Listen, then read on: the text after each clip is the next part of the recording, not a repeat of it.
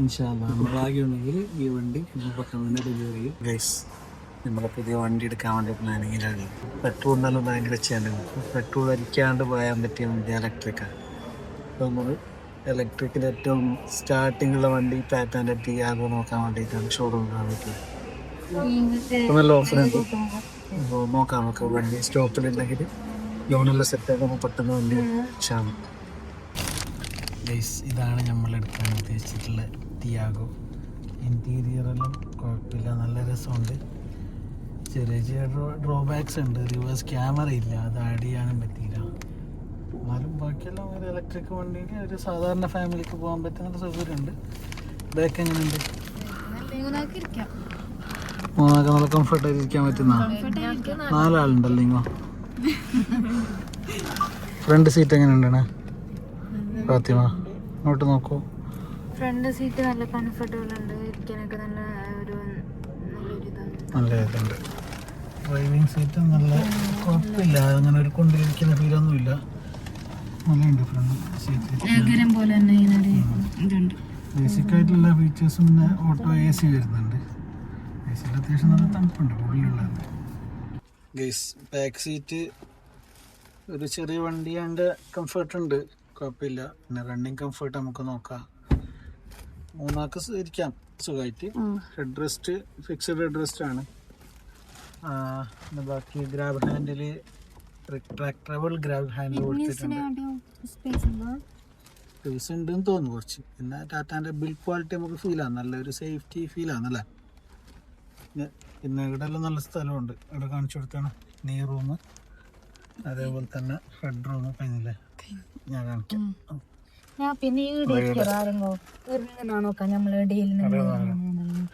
നീ ഇപ്പോൾ ഇരിക്കേ ഇങ്ങനെ ഒരു ഇറങ്ങിയ പോലെ 3 ആളിരുന്നാല് കുറച്ച് കൺജസ്റ്റഡ് ആണല്ലേ. നമ്മ 3 ആളിരിക്കുമ്പോ പ്രശ്നമുണ്ടായി. ഡ്രൈവർ പാതി ഡ്രൈവർ ഉള്ളത്. എന്താക്കുന്ന വണ്ടി ബുക്കാക്കുന്ന ഇത് പിന്നെ ഞമ്മക്കൊരു ഇപ്പൊ നോക്കിയാൽ അഡ്ജസ്റ്റ് ആയിട്ട് ഇത് എടുക്കാൻ തന്നെ കൺഫേം ചെയ്യേണ്ടത്. എന്താ വെച്ചാല് ബാക്കിൽ സീറ്റ് ഓർക്കുമ്പോ മാത്രം വിഷമം. നേരെ പറയണ വ്ലോഗിലല്ലേ, ബാക്കില് സീറ്റ് മാത്രം ഓർക്കുമ്പോ ഒരു വിഷമുണ്ട്. കാരണം എന്ന് വെച്ചാല് ഞാനിപ്പോ 3 ആള് ഇരുന്നിട്ടും കുറച്ചൊരു ടൈറ്റ് ഫീൽ ചെയ്യുന്നുണ്ട്. പിന്നെ നമുക്ക് ഇലക്ട്രിക് വണ്ടി ബഡ്ജറ്റില് ഈ റേറ്റിൽ വേറെ കിട്ടിയില്ല. വെറുതെ നോക്കുമ്പോൾ ഭയങ്കര റേറ്റ് കൂടുതലാണ്. ഇങ്ങനെയാണ് ചാവി വരുന്നത്. ഇനി 9.5 ലക്ഷം റുപ്യ. ബാക്കി എല്ലാത്തിനും 15-17 ലക്ഷം ഉണ്ട്. ഭയങ്കര പൈസ. നമുക്കൊരു ബാക്കിലത്തെ സീറ്റ് ഒരു കംഫർട്ട് ആവുന്നില്ല. ഒരു പ്രശ്നം വരുന്നുണ്ട്. എന്താ വെച്ചെങ്കില് ഇപ്പൊ ഇഗ്നീസിനെങ്ങാട്ടും സ്പേസ് ഇല്ല എന്നൊരു തോന്നുന്നു.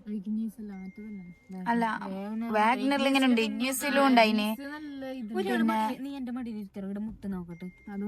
ഇപ്പൊ ഞാൻ നേരെ ഞാന് ഉമ്മ ഇത് മടിയിൽ അതുകൊണ്ട് നീ പൊന്തറോ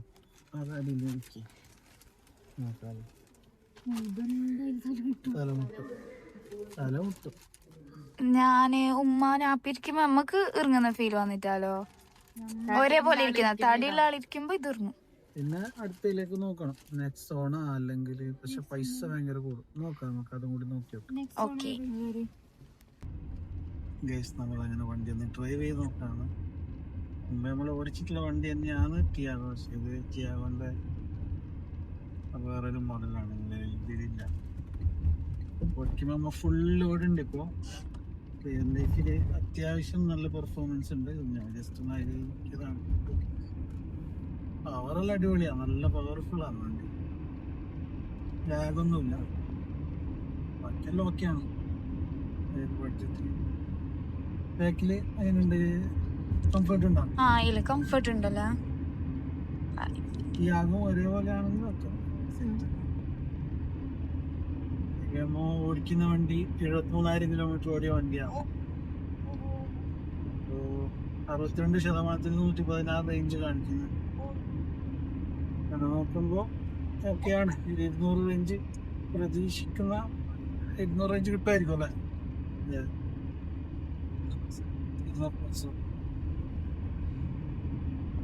നല്ല റഫ് യൂസ് ചെയ്തിട്ടുണ്ട് ആദ്യം. സർവീസിന് എന്തെല്ലാം മാറ്റുന്നത്? മെയിനായിട്ട് ബ്രേക്കിന്റെ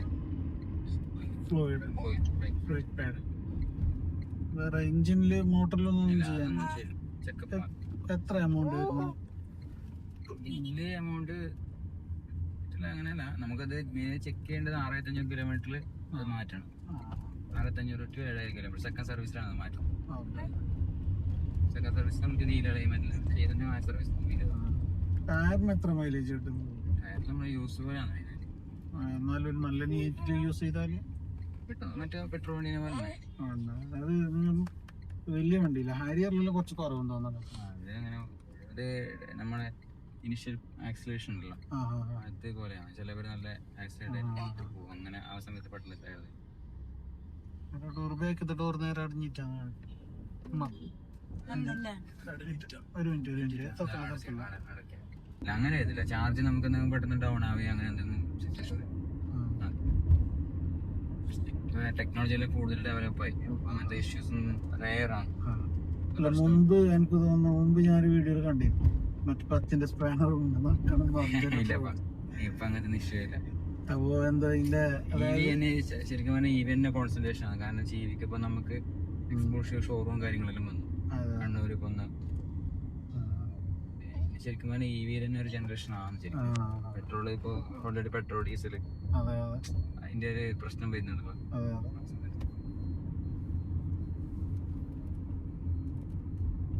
ഈ വണ്ടി ഇത്രയും റഫായിട്ട് യൂസ് ചെയ്യാല്ലേ, ഇമാതിരി റഫാക്കിട്ട് എനിക്ക് തോന്നുന്നു നിങ്ങൾ കരുതി കൂട്ടി ഇങ്ങനെ ആക്കിയതെന്ന് തോന്നുന്നു. കസ്റ്റമർക്ക് ഒരു ഫീൽ ഉണ്ടാവുമല്ലോ ഇങ്ങനെ യൂസ് ചെയ്യാൻ, അല്ലെങ്കിൽ പിന്നെ അങ്ങനെ ഉപയോഗിച്ചിട്ടായിട്ടുണ്ടാവും. എന്തായാലും നമ്മൾ വണ്ടി ഇഷ്ടപ്പെട്ട സ്ഥലത്ത് ബുക്ക് ചെയ്യാം. ബാക്കി ലോണിലെല്ലാം നോക്കിയിട്ട് സെറ്റ് ആവുന്നേ നമ്മൾ വണ്ടി നല്ല ഗ്രാൻഡായിട്ട് ഡെലിവറി പ്ലാൻ ചെയ്യാം.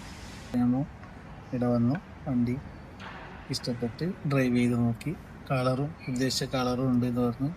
അങ്ങനെ എന്തായാലും ബുക്ക് ചെയ്തിട്ട് ബാക്കി വിശേഷങ്ങളെല്ലാം പിന്നെയുള്ളൊരു വീഡിയോയിൽ കാണാം.